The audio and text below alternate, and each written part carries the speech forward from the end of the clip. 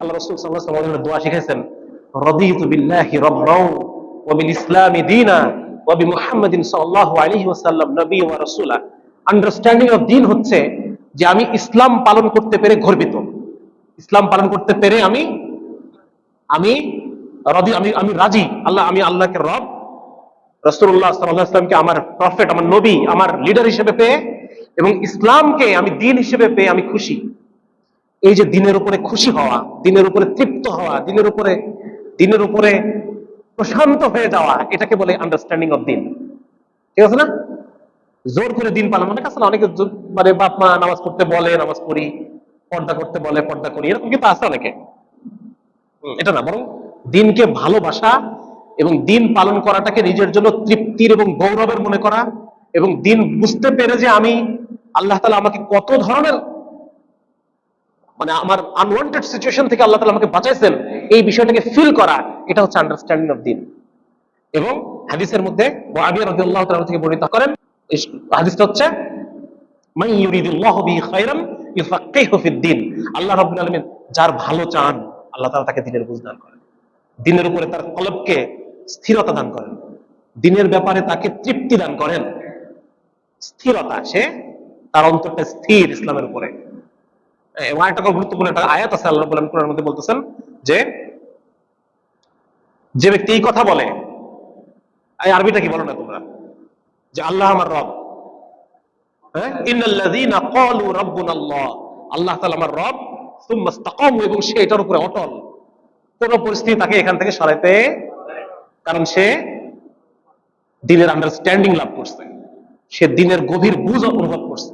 গভীর বুঝ পেতে হলে আবার অনেক ইলম লাগবে তা না, এটা একটা অন্তরের অবস্থা, অন্তরের একটা প্রশান্ত অবস্থা, একটা স্থির অবস্থা ইসলামের উপরে, যেই পানিতে কোনো স্রোত নাই, একদম প্রশান্ত পানি আছে না কিছু, হ্যাঁ, দেখা যায় প্রশান্ত পানি, ওইরকম প্রশান্ত অন্তরের অবস্থা। এবং আল্লাহ তাআলা আমাকে এই এই যে যে কালচার, এই যে নারী এবং পুরুষের যে ফ্রি মিক্সিং কালচার, এখান থেকে আল্লাহ তাআলা আমাকে বাঁচায়ে কত বড় ইহসান করছেন। হ্যাঁ, এটা আমার এই সামনের বইটা পড়লে তোমরা বুঝতে পারবা। সামনের বইমেলায় বের হওয়ার কথা ছিল, কিন্তু শেষ করতে পারতেছি না, এই যে বিভিন্ন জায়গায় যেতে হচ্ছে, কথা বলতে হচ্ছে। হ্যাঁ, এখানে আমি প্রায় 100-র উপর রিসার্চ আমি দেখাইছি যে নারী এবং পুরুষের যে সম্পর্ক, এই সম্পর্কটা আমাদের শরীর, আমাদের মন এবং আমাদের একাডেমিক পারফরমেন্স, এইটার উপরে কেন খারাপ, এটার উপরে অনেক রিসার্চ। ঠিক আছে না?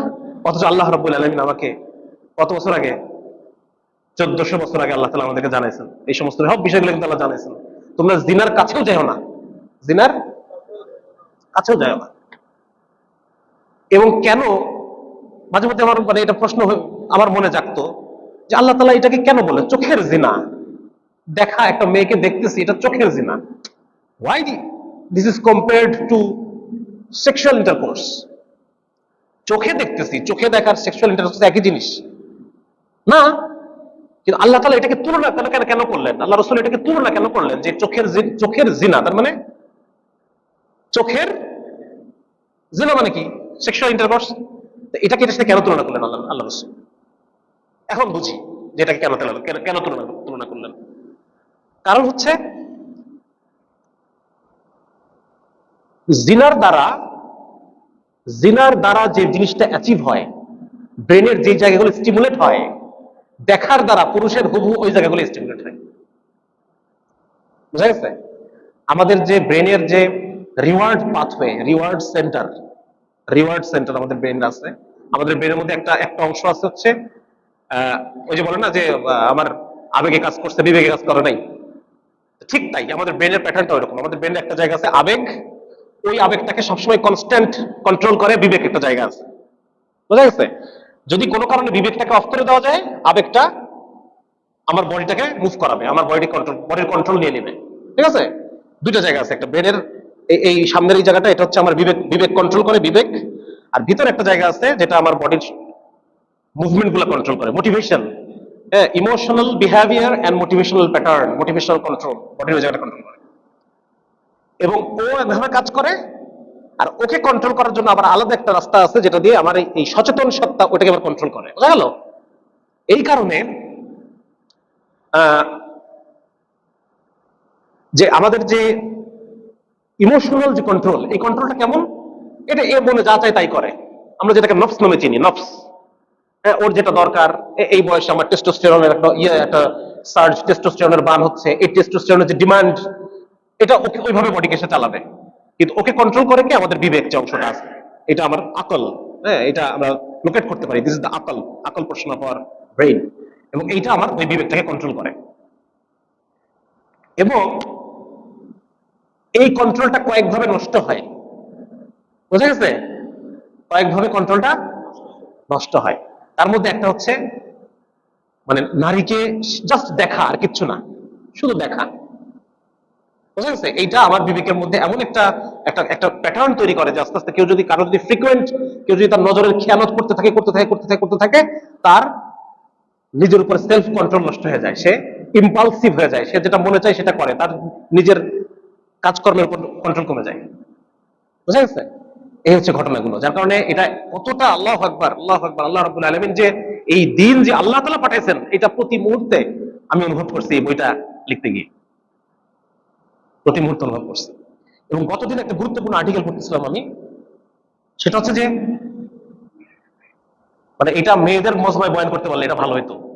এই যে ইমোশনাল রিলেশন, ফিজিক্যালি কিন্তু আমি এখনো যাই নাই, সবাই তো ইমোশনাল রিলেশনশিপ নাকি মেয়েদের সাথে, এই যে হারাম রিলেশনশিপ প্রাইমারিলি আমরা ধরে নিচ্ছি এটা ইমোশনাল রিলেশনশিপ।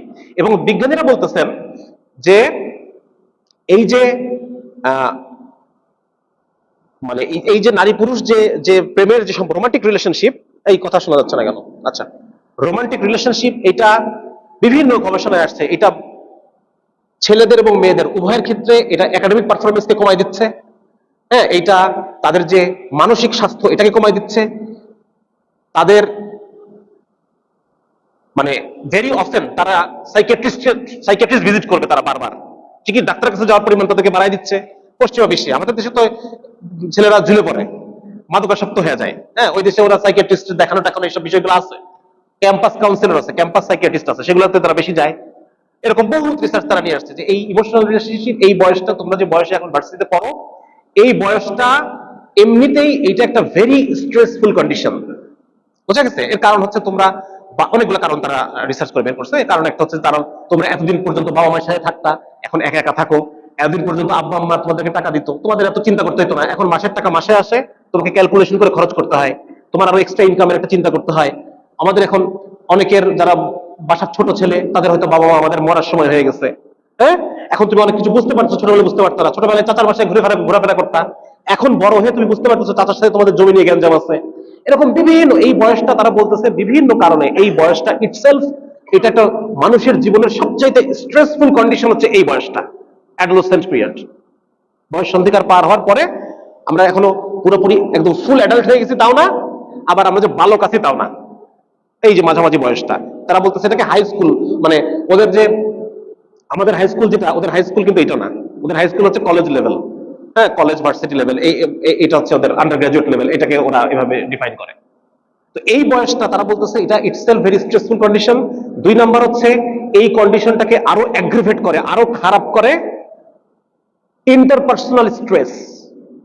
কারোর সাথে কথা কাটাকাটি হলো একটা স্ট্রেস, বাপমার সাথে একটু একটু মন কষাকষি স্ট্রেস, বন্ধুর সাথে, রুমমেটের সাথে, স্যারের সাথে, স্যার হয়তো একটু অপমান করলো ক্লাসের মধ্যে দাঁড় করায় স্ট্রেস। এই স্ট্রেস গুলা তাকে আরো আরো বিষণ্ণ করে তোলে, আরো তাকে একটা মানে মানসিক ভাবে একটা খারাপ পরিস্থিতির মধ্যে নিয়ে যায়। এবং ওনারা বলছেন ইন্টারপার্সোনাল স্ট্রেসের মধ্যে এক নাম্বার স্ট্রেস হচ্ছে রোমান্টিক রিলেশনশিপের স্ট্রেস। কথাগুলো মিলতেছে? হ্যাঁ, আস্তে আস্তে ফারেলিং হচ্ছে জিনিসটা, আমরা সিদ্ধান্ত আসতে পারতেছি। হ্যাঁ, যে সবচাইতে স্ট্রেসফুল কন্ডিশন, তার মধ্যে এইগুলো মানে ইন্টারপার্সোনাল স্ট্রেস, তার মধ্যে আরো খারাপ হচ্ছে রোমান্টিক স্ট্রেস।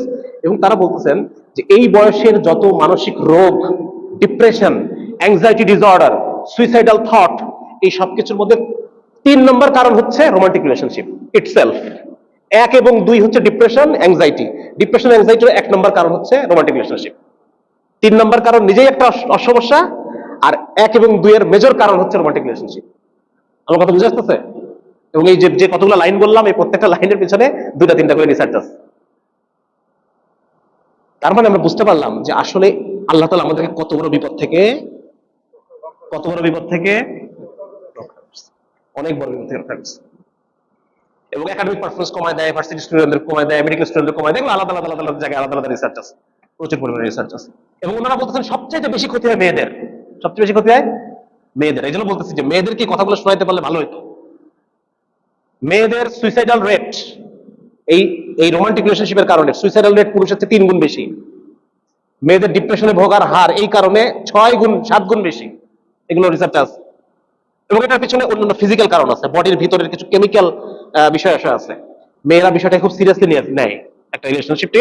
মেয়েরা, তোমরা একসময় মেয়ের বাবা হবা, শুনে রাখো, তোমাদেরও শোনা দরকার আছে। তোমাদের একসময় কন্যা সন্তান দিবেন আল্লাহ তাআলা, দিবে। সেটা হচ্ছে একটা মেয়ে একটা পুরুষ রিলেশনশিপকে যেভাবে নেয়, মেয়ে সেভাবে নেয় না। মেয়ে এটাকে অনেক লং টার্ম চিন্তা করে নেয়। পুরুষ মানুষ আসবে, মধু খাবে, চলে যাবে। আর মেয়ে মানুষ এটাকে একটা লং টার্ম রিলেশনশিপ। এর কারণ হচ্ছে মেয়েদের শরীরে একটা হরমোন আছে, এটা হচ্ছে অক্সিটোসিন হরমোন। আমাদের শরীরেও আছে, আমাদের শরীরে কমের দিকে, মেয়েদের শরীরে বাড়ার দিকে। এবং মেয়েদের যে পিরিয়ডের মধ্যে কিছু সময় আছে, যে সময়ে এই অক্সিটোসিন 6 গুণ পর্যন্ত বেড়ে যায়, বুঝা গেছে, আপ ডাউন করে। এই অক্সিটোসিন হরমোনের কাজ হচ্ছে সে সমস্ত যে dual bonding, friend friend bonding, হ্যাঁ, মা সন্তান বন্ডিং, বাপ সন্তান বন্ডিং, সমস্ত ডুয়াল বন্ডিং এর জন্য এই অক্সিটোসিন হরমোন দায়ী। এই হরমোনটার কারণে ডুয়াল বন্ডিং হয়। হ্যাঁ, বাবার সাথে ছেলে, যেমন হচ্ছে আমরা যে তবলিগের লোকজন একসাথে বসে প্লেটে খায় না, এটার দ্বারা অক্সিটোসিন নিঃসরণ হয়, বন্ডিং তৈরি হয়। আমার কথা বোঝা গেছে? এই জিনিস এটা। এখন মেয়েদের যখন, নারী পুরুষ যখন এঙ্গেজ হয়, কথাবার্তা বলে, মেয়েদের তো লেভেল অনেক বেশি। আগেই বললাম মেয়েদের লেভেল অনেক বেশি। এবং আরো ফিজিক্যাল রিলেশনশিপ যখন তারা যায়, এটাও একটা সেলফ অক্সিটোসিন রিলিজ করে, বিভিন্ন ভাবে প্রচুর অক্সিটোসিন রিলিজ হয় মেয়েদের। এবং মেয়েরা চিন্তা করে যে এটা একটা, মানে সম্পর্কটাকে সে খুব আস্থার সাথে নেয়। এখন সম্পর্ক যখন ভেঙে তো গেল, কিন্তু শরীরের মধ্যে হরমোনের কারণে যে পরিবর্তন, ওটা তো আর সে ঠিক করতে পারতেছে না। এই জন্য মেয়েরা ডিপ্রেশনে চলে যায়, মেয়েরা সুইসাইডাল রেট তাদের বেশি বেড়ে যায়। বুঝা গেছে ব্যাপারটা? এটা আমার কথা না, এটা বিজ্ঞানীরা এই জিনিসগুলো বের করছে, যার কারণে এটা মেয়েদের জন্য বেশি খারাপ। 2 নম্বর একটা জিনিস খারাপ, এটা আমি পরে অবাক হয়ে গেছি, আমি অনেক কিছু মিলাইতে পারছি। সেটা হচ্ছে ছোট বাচ্চা ছেলে, দেখবা যে তাদের ব্রেইনটা is more inclined to object. একটা গাড়ি দিবা, সে খুশি, ঝুনঝুনি দিবা খুশি, বিভিন্ন কালারের ইয়ে দিবা, এগুলোতে খুশি। কিন্তু মেয়ে বাচ্চা কিন্তু এদিকে নাই। মেয়ে বাচ্চা কি চায়? সে চায় হিউম্যানয়েড সামথিং, পুতুল। হিউম্যানয়েড, বুঝছো তো? হ্যাঁ, হিউম্যান ফেস, ইন্টারাকশন, হাসি দিলে সে পাল্টা হাসি দেয়।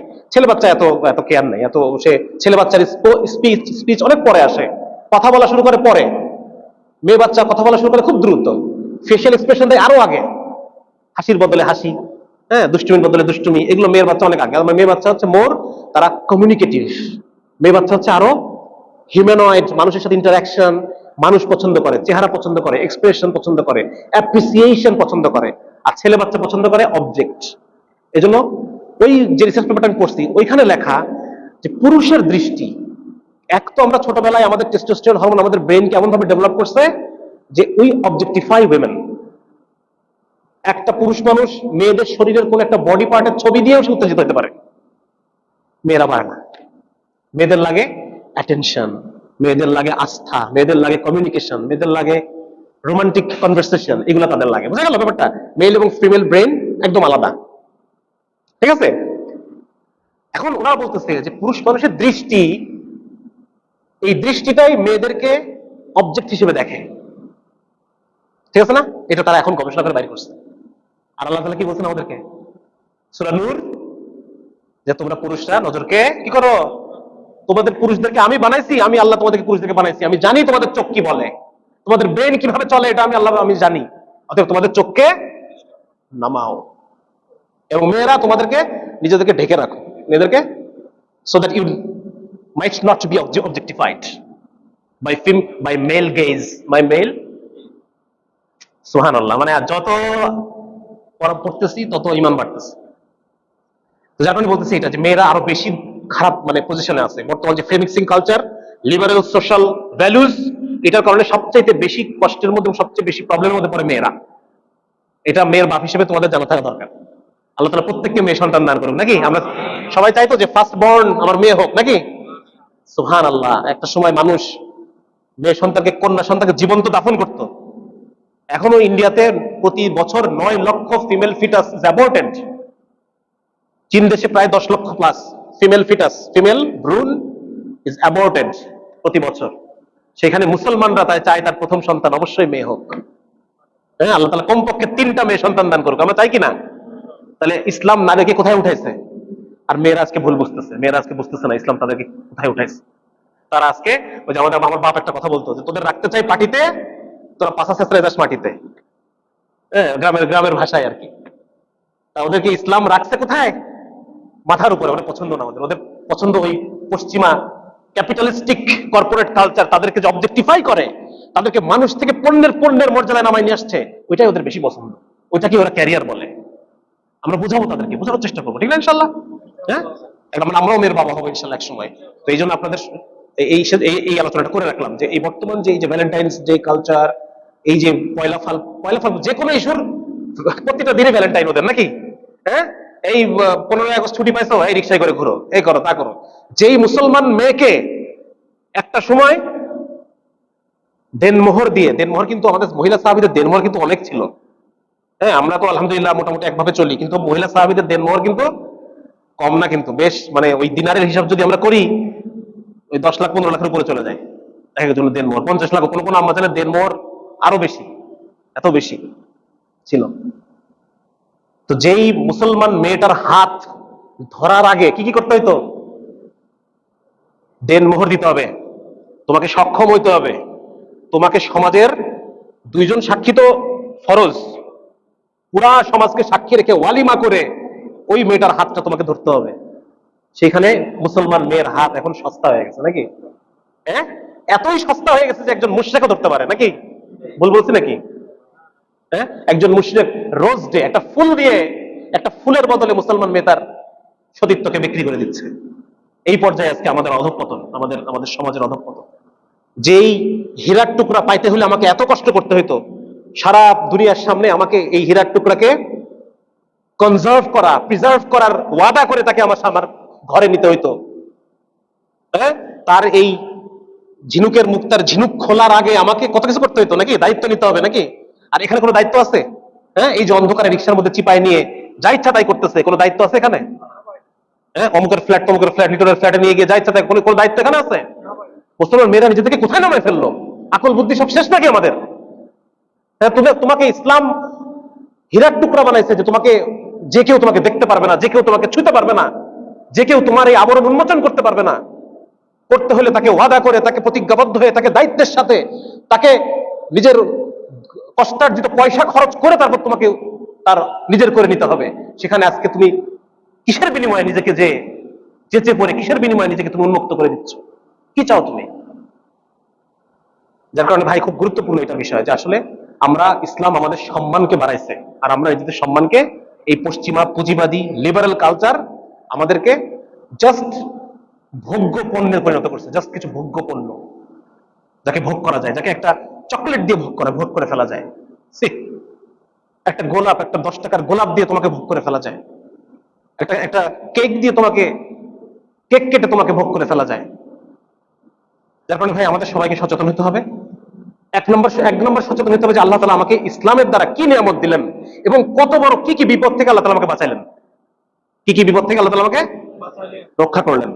কৃতজ্ঞ হতে হবে, আলহামদুলিল্লাহ আল্লাহ তাআলা এত বড় বিপদ থেকে আমাকে বাঁচাইছেন, যাতে আমার ক্যারিয়ার ধ্বংস হয়ে যেতে পারতো, যাতে আমার মানসিক স্বাস্থ্যের এই পরিমাণ। কেন তোমরা দেখো না এগুলো নিজের চোখে? হ্যাঁ, একটা ছেলে প্রেমের কারণে, একটা সম্ভাবনা হয়ে ছেলে নষ্ট হয়ে যাওয়া, তোমরা দেখছো না? দেখো নাই ভাই? এটা তো এত রিসার্চের দরকার নেই তো বিজ্ঞানীদের, এটা তো আমরা চোখের সামনে অহরহ দেখতে পাই। একটা সম্ভাবনা হয়ে ছেলে একটা মেয়ের পাল্লায় পড়ে প্রেমের কারণে কিভাবে শেষ হয়ে গেল, তার ক্যারিয়ার শেষ হয়ে গেল, তার মানসিক স্বাস্থ্য, তার সে মাদকাসক্ত হয়ে গেল। এগুলো বহু দেখছি আমরা, তোমরা সামনে আরো দেখবা। হ্যাঁ, আমরা আরো দেখবা। যার কারণে এটা গুরুত্বপূর্ণ ভাই। আল্লাহ রাব্বুল আলামিন আমাদেরকে ইসলামের দ্বারা একটা সুন্দর জীবন দিতে চান। কি দিতে চান? যে ছেলেটা ইসলামকে মেনে চলবে, সবকিছু ইসলামের প্রতিটা জিনিস, কোনো জিনিস ফেলবে না। ইসলামের মানে জাস্ট ড্রেস কোড থেকে শুরু করে নিয়ে আমাদের মানে একজন মুসলমানের অবয়ব কেমন হবে, চেহারা স্রোত কেমন হবে, এখান থেকে শুরু করে সমস্ত কিছু আমাকে হাজার লক্ষ সমস্যা থেকে রক্ষা করবে, হাজার লক্ষ সমস্যা থেকে। হ্যাঁ, একটা মেয়ে, যেমন ধরো উদাহরণ দেই, আলহামদুলিল্লাহ ইনশাআল্লাহ একদিন আমরা সবাই পরিপূর্ণ দাড়ির উপরে উঠে যাবো ইনশাল্লাহ, ঠিক না? সবার নিয়ত আছে না ইনশাল্লাহ, যে একটা সময় আমি ইনশাল্লাহ রাসূল সাল্লাল্লাহু আলাইহি ওয়াসাল্লামের আর কিছু না হোক নবীজির যে সুন্নাতটা সহকারে আমি কবরে যেতে চাই, এটুকু তো সবার নিয়ত আছে ইনশাল্লাহ। হ্যাঁ, ইনশাল্লাহ। এখন বলি যে এই জিনিসটার মানে প্রোটেক্টিভ রোল কতটা। একটা ক্যাম্পাসের মধ্যে একটা ফুল বিয়ার্ডেড ছেলে, দাড়ি টুপি জুব্বা পরা ছেলে আমাকে এসে হুট করে কেউ প্রস্তাব দিবে? কোনো মেয়ে অ্যাপ্রোচ করতে পারবে আমাকে? আমাকে ভালো লাগতে পারে তার কোনো কারণে, কিন্তু হুট করে এসে সে, এটা কোরআনের মধ্যে একটা জায়গায় কথা আছে, একটা জায়গা আছে মানে যদি কোনো নন মাহরাম, গায়ের মাহরাম মহিলার সাথে কথা বলা লাগে না, যদি কোনো মানে অন্য কারো বাসায় যদি আমি আমি জাকারের সাথে দেখা করতে গেছি, তাহলে আমার করণীয় কি? ওর বাসার বাইরে দাঁড়ায় আমাকে জোরে করে সালাম দিতে হবে, আসসালামু আলাইকুম। এবং উলামায়ে কেরাম এটা তাফসীরের মধ্যে বলতেছেন যে এটার অনেক বিষয় আছে। যেমন এমন হতে পারে কোনো ঘরে কোনো মহিলা একা, তার স্বামী দীর্ঘদিনের জন্য বিদেশে গেছে, হোয়াট এভার, তার মনের মধ্যে কিছু শয়তানি খেয়াল হয়তো আসছে, হতে পারে। ওনারা সিনারিও কল্পনা, কয়েকটা সিনারিও, তার মধ্যে এটা হচ্ছে একটা। হতে পারে যে একটা মহিলা, আমি দেখা করতে গেছি, আমি জানি না এই লোকটা দেশের বাইরে অনেকদিন ধরে আছে, আমি জানি না এই মহিলাটা স্বামী ছাড়া অনেকদিন ধরে আছে, এবং তার অন্তরের মধ্যে একটা শয়তানের একটা কি, স্বাভাবিক মানুষ যেহেতু একটা শয়তানের, হ্যাঁ। এখন আমি যে একজন মানুষ, আমি যে জোরে করে একটা সালাম দিলাম, আসসালামু আলাইকুম ওয়া রাহমাতুল্লাহ, এইটা তার মনের মধ্যে একটা ডিটারেন্স তৈরি করবে যে আমার যে চাহিদা, খারাপ চাহিদাটা, এই মানুষটা একজন একটা সেন্টলি পার্সন, গডলি পার্সন, মানে আল্লাহকে মৌলাবি, মানে সে আল্লাহওয়ালা মানুষ। সুতরাং এই মানুষটা, সে আমাকে সালাম দিল, সুতরাং আমি আর যাই করি এই লোকটাকে আমার অ্যাপ্রোচ করা কি হবে না, ঠিক হবে না। এটা একটা তাফসীরের মধ্যে এই এত দূর পর্যন্ত তারা চিন্তা করছেন যে একটা সালাম, এটার সোশ্যাল ভ্যালু কতটুকু গুনাহ থেকে বাঁচানোর জন্য। এই জন্য আমি আপনাদের সবাইকে আমি অনুরোধ করব, ইসলামের সবকিছুকে আঁকড়ায় ধরেন, কোনো কিছুকে ছোট বলে বাদ দেন না। একটা মিসওয়াক, এটা তো অনেক বড় সুন্নাত, মিসওয়াক তো বড় সুন্নাত, হ্যাঁ। যেমন ধরেন দাড়ি, টুপি, পাঞ্জাবি, এগুলোকে পর্যন্ত নেন, এগুলো সবকিছু এই ফিতনা থেকে, এই বিপদ আপদ থেকে বাঁচার কি, হ্যাঁ, বাঁচার আর্মার। এটা আমাদের বর্ম, এগুলো বর্ম, ঠিক আছে না? হ্যাঁ, যে মেয়েটা শাড়ি পরে ফাল্গুনে ঘুরতেছে, সে এই দাড়ি ভেদ করে আমার অন্তরে আসতে পারবে না, সে এখানেই আটকা পড়ে যাবে, ঠিক না? এই জন্য এটা গুরুত্বপূর্ণ, গুরুত্বপূর্ণ। যাই হোক, আরেকটা বিষয় যেটা, সেটা হচ্ছে যে আল্লাহ রাব্বুল আলামিন যে আমাদের এখান থেকে বাঁচাইছেন, আরো বিভিন্ন বিপদ আপদ আমাদের মধ্যে আছে। হ্যাঁ, বিভিন্ন ধরনের অ্যাডিকশন বলতে এখন তো ডিজিটাল অ্যাডিকশন হচ্ছে সবচেয়ে বড় অ্যাডিকশন। এবং আমি আশ্চর্য হয়ে যাই এই বইটা লিখতে গিয়ে, আমার যে এক্সপেরিয়েন্স, যে আমাদেরকে এই কর্পোরেট পুঁজিবাদী ব্যবস্থা আমাদেরকে 24 আওয়ার্স, তারা আমাদেরকে কথা যদি বলি, পুরা বিশ্বের 7 বিলিয়ন মানুষ এদেরকে মদের মধ্যে চুবাই রাখছে। আমার এই উপমাটা যথার্থ হবে। আমাদেরকে 24 আওয়ার্স তারা ডোপামিনের মদের মধ্যে তারা আমাদেরকে ডুবাই রাখছে।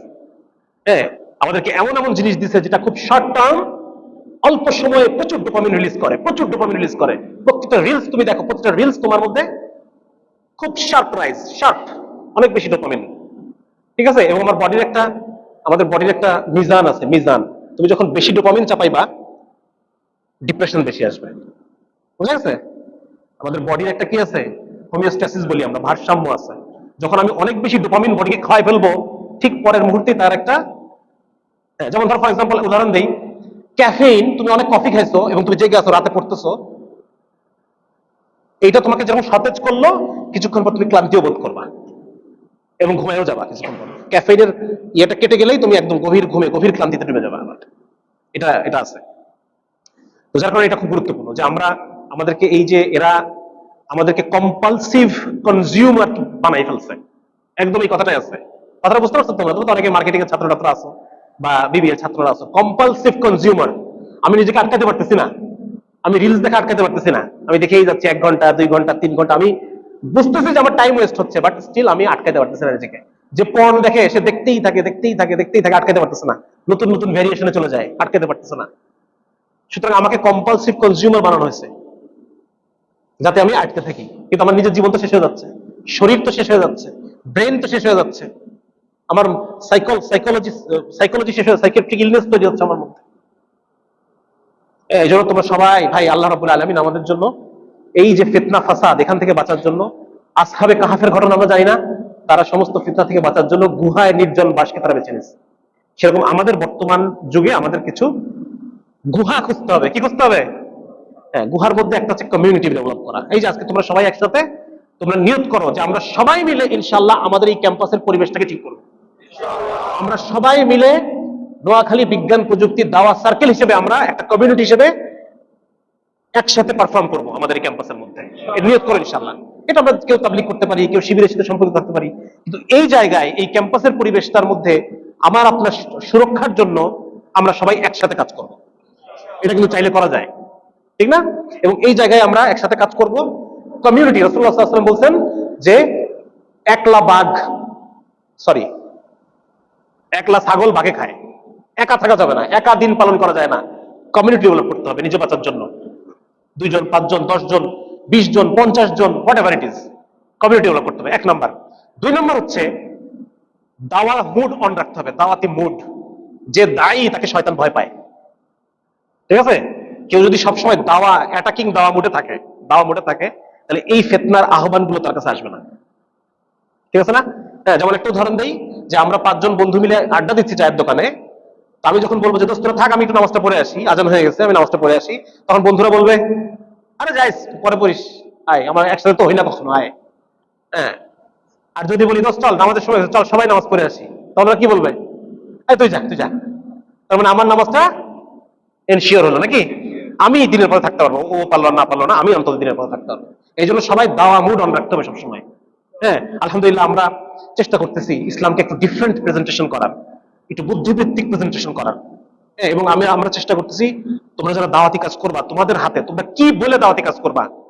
ইসলাম আর ডিফেন্সে নাই এখন, বহুদিন ধরে ইসলামকে আমরা ডিফেন্সিভ খেলছি। কেউ যখন বলছে যে ইসলামে এই আছে ওই আছে, মেয়েদেরকে পর্দায় রাখতে চায়, তা বলছি না আসলে পর্দাটা ইনায়ে বিনায়ে। হ্যাঁ, কেউ বলছে ইসলাম দাস প্রথাকে ইসলাম এলাও করে, না করে না, এটা এরকম না ব্যাপারটা। আমরা এতদিন চেষ্টা করছি কি ডিফেন্স, এখন না, এখন বলছে হ্যাঁ করে। দাস প্রথাকে ইসলাম যুদ্ধ অবস্থায় এলাও করে, যেটা সমান কোন চুক্তি এখনো পর্যন্ত বিদেশিরা করতে পারে নাই। এখনো পর্যন্ত জাতিসংঘ যুদ্ধবন্দীদের ক্ষেত্রে যেই নিরাপত্তা এনশিওর করতে পারে নাই, ইসলাম দাস প্রথার মধ্যে তার চেয়ে কয়েক হাজার গুণ বেশি নিরাপত্তা এনশিওর করছে। এখন আমরা মানে ইসলামের যে সৌন্দর্যগুলোকে বুঝতে পারছি আলহামদুলিল্লাহ। আল্লাহ তাআলা আমাদেরকে বোঝার তৌফিক দান করছেন। আমরা এখন বলি যে হ্যাঁ ইসলাম মেয়েদেরকে পর্দায় রাখে, কারণ পর্দায় রাখতে হবে, ছেলে আর মেয়ের ফিতরাত আলাদা। এতদিন পর্যন্ত তোমরা যে নারী পুরুষ সমানের বয়ান দিছো, এটা ভুল। নারী এবং পুরুষ সমান না, they act differently, they thinks differently, তাদের সবকিছু ডিফারেন্ট। সুতরাং মেয়েদেরকে তাদের নিজের নিরাপত্তার জন্য পর্দায় রাখতে হবে, সেগ্রিগেশন করতে হবে, আলাদা রাখতে হবে। এবং মেয়েদের, এটা প্রচুর রিসার্চ, মেয়েদেরকে যখন মেয়েদের স্কুলে পড়ানো হয়েছে তাদের রেজাল্ট ভালো হয়েছে, ছেলেদের স্কুলে পড়ানো হয়েছে একসাথে মিশিয়ে মেয়েদের রেজাল্ট খারাপ হয়েছে। এগুলো অনেক রিসার্চ আছে।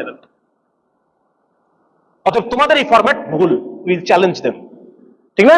সুতরাং আমরা চেষ্টা করতেছি এই ম্যাটেরিয়ালস গুলো তোমাদের কাছে অ্যাভেলেবল করার জন্য, অনলাইনে অফলাইনে, বইয়ের মাধ্যমে, হ্যাঁ, বিভিন্ন ভিডিওর মাধ্যমে আমরা চেষ্টা করতেছি বিষয়গুলো যাতে করে তোমরা so that you can argue with হিকমা, যেটা কোরআনের মধ্যে বলছে যে হিকমতের সাথে তাদের সাথে উত্তম ভাবে বিতর্ক করো। সেই বিষয়গুলো আমরা চেষ্টা করতেছি প্রোভাইড করার। আলহামদুলিল্লাহ, আসিফ আদনান ভাই, জাকারিয়া মাসুদ ভাই, ইফতেখার সিফাত ভাই বইগুলো তোমরা পড়বা। তারপর হচ্ছে ভাইয়ের কি বলে আসিফ আদনান ভাইয়ের বইগুলা, ডাক্তার রাফান আহমেদের বইগুলা, মুশফিকুর রহমান মিনার ভাইয়ের বইগুলা, ঠিক আছে না? আমি কিছু টুকটাক হালকা পাতলা লিখি, সেগুলা এই বইগুলোর মধ্যে ইনশাআল্লাহ ওই বুদ্ধিবৃত্তিক যে কথাগুলো বলতে হবে ওদেরকে। হ্যাঁ, আমার ইনশাআল্লাহ নিয়ত আছে এই বছর আমি রাষ্ট্র ব্যবস্থা, ইসলামী রাষ্ট্র ব্যবস্থা এবং সেকুলার রাষ্ট্র ব্যবস্থা একটা তুলনামূলক পর্যালোচনা। সেকুলার রাষ্ট্র is a failure, totally failure. Secular রাষ্ট্র, এই ব্যবস্থায় না দুর্নীতি দমন করা যায়। তোমরা মনে করতে পারো যে আমেরিকাতে দুর্নীতি নাই, হ্যাঁ আমেরিকায় দুর্নীতি, বহু দুর্নীতি আছে আমেরিকায়। আমেরিকার দুর্নীতি বাংলাদেশের চেয়ে আরো, মানে বাংলাদেশে যেরকম পিয়ন দুর্নীতি করে, আমেরিকায় হয়তো এটা করে না, পিয়ন করে না, কিন্তু যাদের করার তারা ঠিকই করে। যারা সিনেটর, যারা ওরা ঠিকই করতে, ওরা আরো বাংলাদেশের চেয়ে আরো 10 গুণ বেশি দুর্নীতি করে, এবং প্রিসাইজ ধরা যায় না, মাঝে মধ্যে ধরা যায়। তো যার কারণে এটা খুব গুরুত্বপূর্ণ যে আমরা এই secular state, secular education system is a total failure. এটা সমাজকে নিয়ন্ত্রণ করতে ব্যর্থ। যত চুরি চামারি কি অশিক্ষিত মানুষ করছে না শিক্ষিত মানুষ করছে? সব শিক্ষিত মানুষ। তার মানে এই শিক্ষা ব্যর্থ। হ্যাঁ, সেকুলার আমলাতন্ত্র কি মানে স্টেট ক্রাফট, যেটা রাষ্ট্র পরিচালন ব্যবস্থা, ব্যর্থ, নাহলে পরে রাষ্ট্রের অবস্থা হয় নাকি? আওয়ামী লীগ বলে না, এটা তো আরো আগের থেকে বাংলাদেশের দুর্নীতিতে চ্যাম্পিয়ন ট্যাম্পিয়ন তো আজকে না, বহু আগের থেকেই তো নাকি? এগুলো জানো তোমরা? হ্যাঁ, অনেক আগে থেকে বাংলাদেশ এগুলোতে চ্যাম্পিয়ন হইতেছে, যার কারণে এটা ইট ইজ আটার ফেলিয়ার। যাই হোক, এগুলো আমরা হয়তো আমরা আলোচনা করবো আরো বিস্তারিত দলিল দিয়ে, প্রমাণ দিয়ে। বাকি এখন কথা হচ্ছে আমাদের দাওয়াতি কাজে নামতে হবে, প্রত্যেককে 1 to 1 বোঝাতে হবে। হ্যাঁ, তোমরা পাঠচক্র শুরু করো, তোমাদের এই এলাকায় একটা পাঠচক্র তোমরা শুরু করো ইনশাআল্লাহ। ইসলামী একটা পাঠাগার তৈরি করো, সেই পাঠাগার কেন্দ্রিক রেগুলার তোমরা পাঠচক্র করো এবং নিজেদেরকে বুদ্ধিবৃত্তিক ভাবে এনরিচ করো। কারণ যখন দাওয়াতের ফিল্ডে যাবো, কাকে কি বলে দাওয়াত দিতে হবে এটা তোমাকে জানতে হবে ফার্স্টে, ঠিক না? এই জন্য পাঠচক্র। 2 নম্বর হচ্ছে উলামায়ে কেরামের সাথে সম্পর্ক রাখতে হবে। একজন আলেমকে ঠিক করো যিনি তোমাদের প্রতি সপ্তাহে টাইম দেবেন, প্রতি সপ্তাহে। কারণ আমরা তো পাঠচক্রের মাধ্যমে জাহিলিয়াত চিনলাম, কিন্তু এখন বাঁচার জন্য ইসলামটা তো চিনতে হবে। হ্যাঁ, এই আলেমের সাথে যোগাযোগ করো, যে আলেম আমাকে প্রতি সপ্তাহে একদিন, বছরে 52 দিন আমাকে সময় দিবেন। এই বছরের 52টা class, this is enough for me, ইসলামের যে ফরজ পরিমাণ ইলম এটা আমরা জেনে যাবো ইনশাআল্লাহ। বুঝা গেছে? এই জন্য সাপ্তাহিক এই 2টা প্রোগ্রাম নিয়ে তোমরা শুরু করো। হ্যাঁ, ইনশাআল্লাহ তাআলা এভাবে শুরু করো। আর হচ্ছে যে ভ্যালেন্টাইন বিরোধী ক্যাম্পেইন, আলহামদুলিল্লাহ পোস্টার দেখে আসলাম, বিভিন্ন দিন সব দিবসে ক্যাম্পেইন। এবং আমি আরো বলবো যে বিভিন্ন দিবসে if people do research, তোমরা varsity student, varsity is formed for research, তোমরা রিসার্চ করো। যেমন ধরো সামনে একটা নারী দিবস আছে কথার কথা, বা বিশ্ব এইডস দিবস কথার কথা। এই এইডস দিবস বর্তমান যে গ্লোবাল পুঁজিবাদী কালচার, এইটা কিভাবে এইডস কে প্রমোট করে আর ইসলামের জীবন ব্যবস্থা কিভাবে এইডস কে কমায় নিয়ে আসে, একটা তুলনামূলক পোস্টার রেডি করো, করে পুরো ভার্সিটি তুমি ছড়ায় দাও। তাহলে জনমত তৈরি হবে। কিভাবে জনমত? সামনে বিশ্ব পরিবেশ দিবস আছে, কিভাবে পুরো এই সেকুলার ওয়ার্ল্ড তারা পরিবেশটাকে নষ্ট করতেছে সায়েন্সের অ্যাবিউজের মাধ্যমে, এবং ইসলামের যে মূলনীতি, হ্যাঁ, প্রবাহিত পানির মধ্যেও অপচয় হয়। কে বলছেন? আল্লাহ রাসূল বলছেন না? ইসলামের মূলনীতিগুলো কিভাবে পরিবেশকে প্রিজার্ভ করে, তুলনামূলক একটা বড় পোস্টার করো, করে কয়েকটা জায়গায় জনমত গঠন করার জন্য লাগায় দাও। এইভাবে করে জনমত গঠন করো ইসলামের পক্ষে। মানুষের মধ্যে ইসলামের ক্ষুধা তৈরি করো, ক্ষুধা ক্ষুধা। হ্যাঁ, এখন মানুষের মধ্যে গণতন্ত্রের ক্ষুধা, হাসিনা গণতন্ত্র দেয় না, এখন আমাদের গণতন্ত্রের ক্ষুধা। গণতন্ত্রকে আমার সমস্যা সমাধান করতে পারবে? আল্লাহ তাআলা ইসলাম পাঠাইছেন আমাদের সমস্যা সমাধান করার জন্য। মানুষের মধ্যে ওই ইসলামের ক্ষুধা তৈরি করতে হবে। আমি কিছু আগে শুরু করছি, যেটা আবার সেখানে ফেরত চলে যাই, সেটা হচ্ছে আমরা না বুঝেই ইসলাম পালন করি। ইসলামের কি আবেদন, ইসলামের কি এজেন্ডা, এটা না বুঝেই আমরা নামাজ পড়ি, রোজা রাখি, হ্যাঁ, হজ করি, যাকাত দেই, না বুঝি না এটা আমরা। এই কারণে আমাদের ইসলামের ক্ষুধা নাই আমার মধ্যে। আমরা অমুককে তমুককে তমুককে চাই, কিন্তু ইসলাম চাই না। ইসলামকে যারা সার্ভ করবে তাদেরকে নেতা হিসেবে চাচ্ছি না, অমুককে তমুককে নেতা হিসেবে চাই। এই জায়গা থেকে আমাদেরকে উঠতে হবে এবং আমাদেরকে একটা ব্যাপক দাওয়া ওয়ার্ক করতে হবে। মানুষের মধ্যে ইসলামের তীব্র ক্ষুধা তৈরি করতে হবে। করতে পারবো তো ইনশাল্লাহ ভাই? করবো তো? ইনশাল্লাহর মধ্যে জোর কম, ইনশাল্লাহর মধ্যে একটু জোর কম ছিল, এখন ভালো হয়েছে, গুড, আলহামদুলিল্লাহ। আমরা করবো ইনশাল্লাহ, পারবো, তোমরা পারবা। তোমরা এই হাসিনার মতো একটা শয়তানকে হটাইতে পারছো, আরো বড় মানে আরো এই যে কি বলে মানে সেকুলারিজম এবং ইসলাম জাহিলিয়াতকে হটানো, এটা তোমাদের দ্বারা হবে ইনশাআল্লাহ তাআলা।